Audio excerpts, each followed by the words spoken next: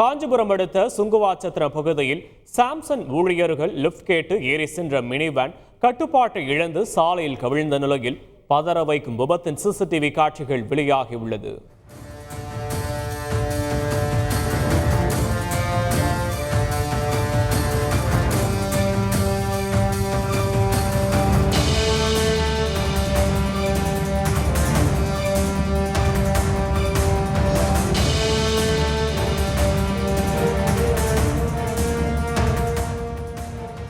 விபத்து தொடர்பான விவரங்களை செய்தியாளர் பத்மநாபன் வழங்க கேட்போம். பத்மநாபன் வணக்கம்.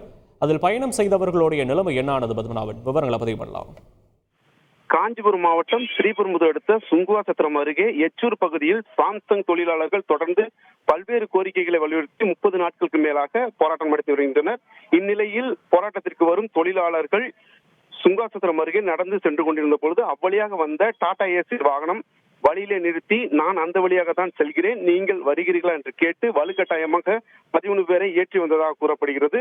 இந்த நிலையில் அந்த டாடா ஏசி வாகனம் சாம்சங் தொழிற்சாலை அருகே வரும் பொழுது அந்த டாடா ஏசி வாகனத்தின் ஓட்டுநர் வாகனத்தை மிகவும் வேகமாக தாறுமாறாக இயக்கியுள்ளார். அப்பொழுது சாம்சங் நிறுவனத்தின் தடுப்பு சுவர் மீது டாடா ஏசி வாகனம் மோதி வாகனம் கவிழ்ந்து விபத்துக்குள்ளானது. இதில் 13 பேர் பலத்த காயமடைந்துள்ளனர். அவர்களில் தற்போது ஸ்ரீபெரும்புதூர் அரசு மருத்துவமனையில் சிகிச்சை பெற்று வருகின்றனர். ஒரு சிலர் மேல் சிகிச்சைக்காக செங்கல்பட்டு அரசு மருத்துவமனையில் அனுப்பப்பட்டு அங்கு சிகிச்சை பெற்று வருகின்றனர். இதற்கான சிசிடிவி காட்சிகள் தற்போது வெளியாகி பரபரப்பை ஏற்படுத்தி வருகிறது.